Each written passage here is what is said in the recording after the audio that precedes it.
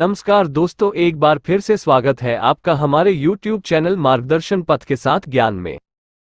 आज हम आपको बताएंगे कि आखिर अच्छे लोगों के साथ हमेशा बुरा ही क्यों होता है, जिसका वर्णन भागवत गीता में भगवान कृष्ण ने विस्तार से किया है। मित्रों, आपने भी देखा या फिर महसूस किया होगा कि आपके आसपास धर्म, कर्म और पूजा पाठ में लीन रहने वाले लोगों की जिंदगी खुशहाल नहीं होती जितने की दुष्ट और अधर्मी लोगों की होती है।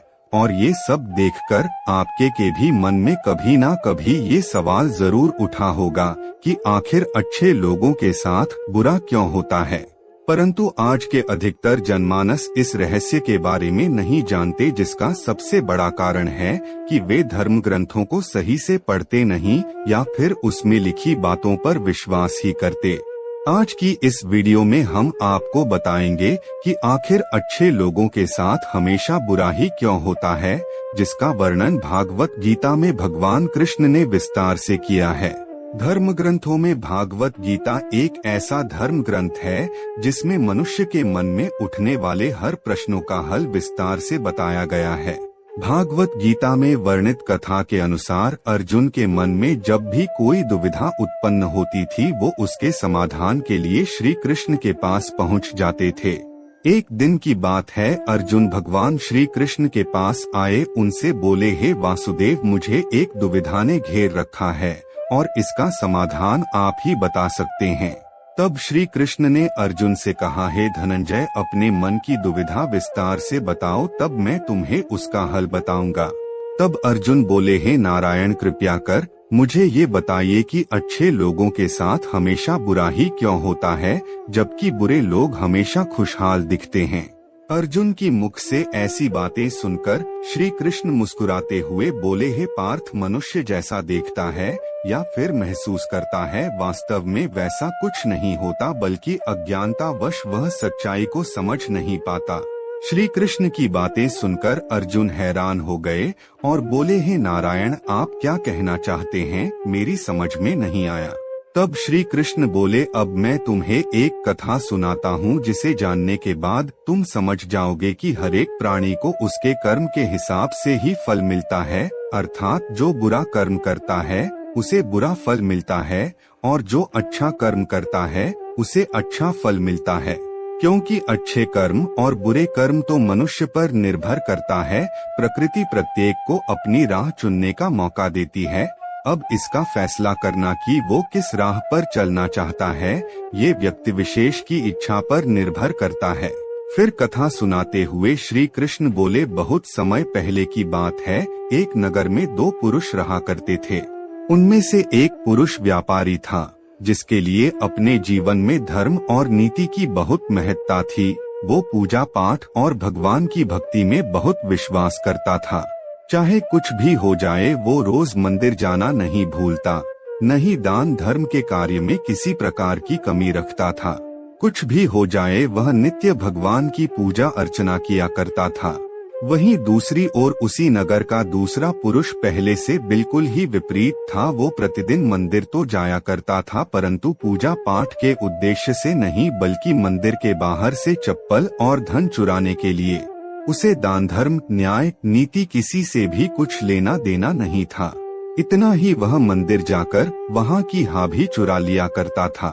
इसी तरह समय बीतता गया और एक दिन उस नगर में जोर की बारिश हो रही थी, जिसकी वजह से उस दिन नगर के मंदिर में पंडित के अलावा कोई नहीं था।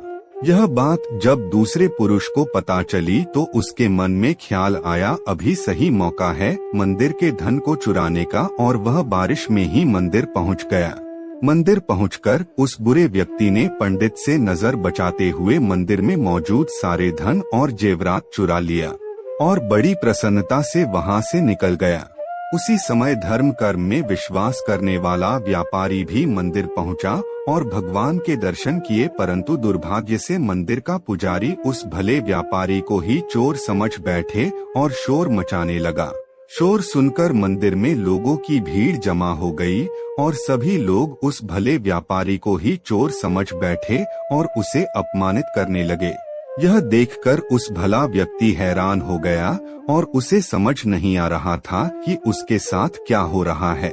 फिर वह किसी तरह लोगों से बचता हुए उस मंदिर से निकला गया, लेकिन दुर्भाग्य ने उसका साथ वही नहीं छोड़ा। मंदिर से बाहर निकलते ही वह एक गाड़ी से टकरा गया और घायल हो गया। फिर वह व्यापारी लंगड़ाते हुए घर को जाने लगा। तभी रास्ते में उसकी मुलाकात उस दुष्ट व्यक्ति से हुई जिसने मंदिर का धन चोरी किया था। वह झूमता नाचता हुआ जोर जोर से बोलते हुए जा रहा था कि आज तो मेरी स्मत ही चमक गई, एक साथ वो भी इतना सारा धन मिल गया। जब व्यापारी ने उस दुष्ट आदमी की ये बात सुनी तो उसे बहुत हैरानी हुई और क्रोधित हो उसने अपने घर जाते ही भगवान की सारी फोटो निकालकर फेंक दी और भगवान से नाराज होते हुए अपना जीवन व्यतीत करने लगा। कुछ समय पश्चात दोनों ही व्यक्तियों की मृत्यु हो गई और दोनों यमराज की सभा में पहुँचे।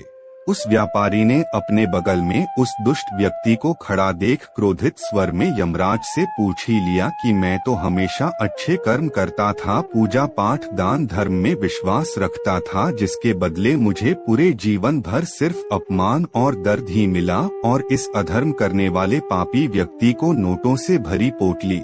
आखिर क्यों? इस पर यमराज ने उस व्यापारी को बताया कि पुत्र तुम गलत सोच रहे हो। जिस दिन तुम्हें गाड़ी से टक्कर लगी थी वास्तव में उस दिन तुम्हारे जीवन का आखिरी दिन था, परंतु तुम्हारे किए गए अच्छे कर्मों के कारण ही तुम्हारी मृत्यु एक छोटी सी चोट में परिवर्तित हो गई। और इस दुष्ट व्यक्ति के बारे में जानना चाहते हो तो पुत्र दरअसल इसके भाग्य में राजयोग था जो कि इसके दुष्कर्म और अधर्म के कारण एक छोटे से धन की पोटली में परिवर्तित हो गया। श्री कृष्ण अर्जुन को ये कथा सुनाने के बाद कहते हैं, पार्थ क्या तुम्हें अब तुम्हारे प्रश्न का उत्तर मिल पाया? ऐसा सोचना कि भगवान लोगों के अच्छे कर्मों को नजरअंदाज कर रहा है, ये बिल्कुल भी सत्य नहीं है।